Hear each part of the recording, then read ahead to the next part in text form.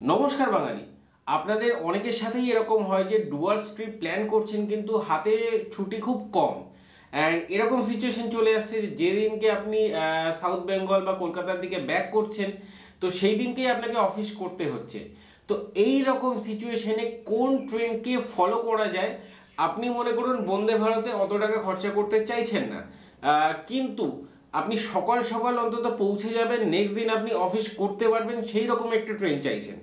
তো সেই ক্ষেত্রে আপনি বলে রেখে দিই, সেই ক্ষেত্রে একটু ট্রেন হচ্ছে 13148 উত্তরবঙ্গ এক্সপ্রেস। লাটাগুড়িতে আপনি যদি থাকেন, লাটাগুড়ি থেকে যদি আপনি ব্যাক করেন, লাটাগুড়ি থেকে নিউ ময়নাগুড়ির যে ডিস্টেন্স সেটা হচ্ছে মাত্র 20 কিলোমিটার। নিউ ময়নাগুড়িতে উত্তরবঙ্গের যে টাইম সেটা হচ্ছে বিকেল 4:22 আসে, 4:24 ছেড়ে চলে যায়, মাত্র 2 মিনিট দাঁড়ায়। কিন্তু কোচ নাম্বার কোনটার পরে কোনটা থাকবে অ্যানাউন্স হয়ে যায়, সময়টা মাত্র 2 মিনিট হলেও আপনারা ট্রেনে ইজিলি চেপে যেতে পারবেন। যদি আপনাদের সাথে এমন কেউ না থাকে যে খুব সিনিয়র সিটিজেন, যার হাঁটতে একটু অসুবিধা, মনে করুন একটা কোচ আগে পেছনে হলো, তার হাঁটতে একটু কষ্ট, বা এরকম যদি কেউ থাকে যার হাঁটতে একটু প্রবলেম, তার ক্ষেত্রে হয়তো একটু অসুবিধা হতে পারে, কিন্তু ইন জেনারেল কিন্তু অসুবিধা হওয়ার কথা না।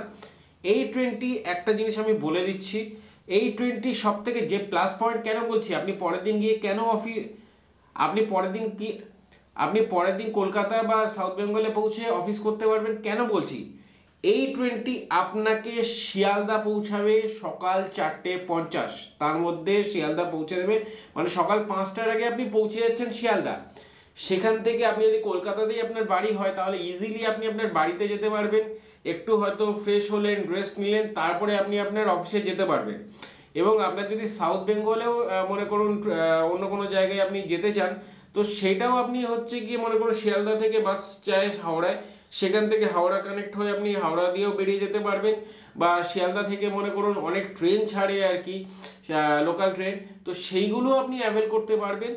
সকাল 4:50 আপনাকে শিয়ালদা পৌঁছে দেওয়া হচ্ছে, আর বিধাননগর হচ্ছে সকাল 4:26, মানে যেটাকে আমরা উল্টোডাঙা বলি। তো এই টাইমের মধ্যে আপনারা সকাল সকাল পৌঁছে যাচ্ছেন।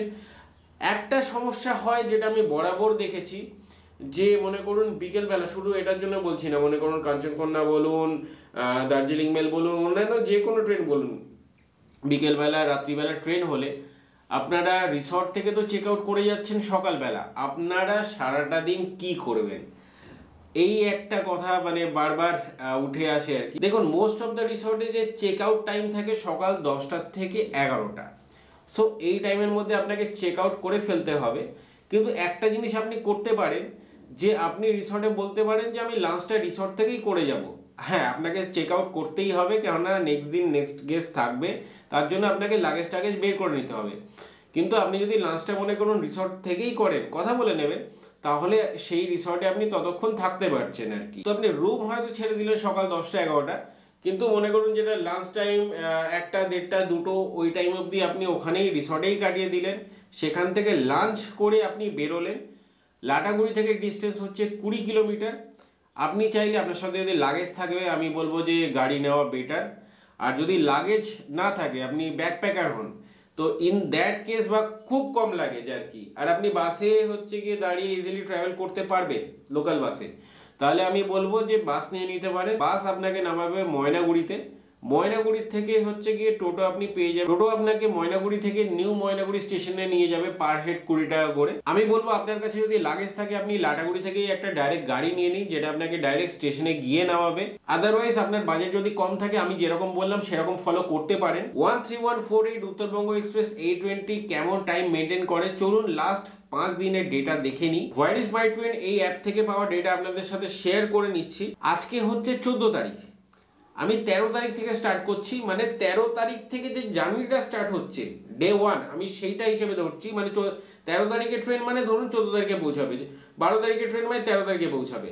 আমি যেটা মানে জার্নি স্টার্ট হচ্ছে সেই ডেটের আমি কথাটা বলছি। 13ই মার্চ 2024, মানে গতকাল যে ট্রেনটি স্টার্ট হয়েছে, আজকে 14 তারিখ, আজকে ট্রেনটি পৌঁছেছে সকালবেলা।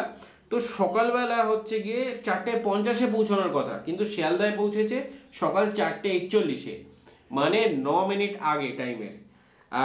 12 তারিখে, মানে 12 তারিখে স্টার্ট হচ্ছে, 13 তারিখে পৌঁছাচ্ছে সেটা বলছি। 12 তারিখেরটা হচ্ছে কি আপনার সকাল 4:57, মানে 7 মিনিট লেট মাত্র। 11 তারিখেরটা হচ্ছে গিয়ে সকাল 5:05, 5:05 মানে আপনি ধরে নিন 15 মিনিট লেট। 10 তারিখেরটা হচ্ছে গিয়ে 4:59, মানে আপনার হচ্ছে গিয়ে 9 মিনিট লেট। আর 9 তারিখেরটা হচ্ছে গিয়ে 4:43, মানে আপনার শিডিউল যে অ্যারাইভাল আছে তার থেকে 7 মিনিট আগে পৌঁছে যাচ্ছে। তো খুব লেট হলেও মানে 15 মিনিট ধরে চলুন আর কি আপনি। আধা ঘন্টা তো এখানে দেখতে পাচ্ছি না, হয়তো আগে কখনো লেট হয়তো আধা ঘন্টা হতেও পারে, আমি মানে রিসেন্ট যা ডেটা দেখতে পাচ্ছি তাতে আধা ঘন্টা মানে 15 মিনিটের বেশি দেখতে পাচ্ছি না। কিন্তু আমি এইটা আপনাকে বলে রাখছি যে টাইমের আগেও এই 20 পৌঁছে দিচ্ছে। আপনি রিলাই করতে পারেন এই 20-র ওপরে যে হ্যাঁ আপনার পরের দিন গিয়ে অফিস আছে, তো আপনি 20-তে চাপলে ইজিলি পৌঁছে আপনি অফিস করতে পারবেন।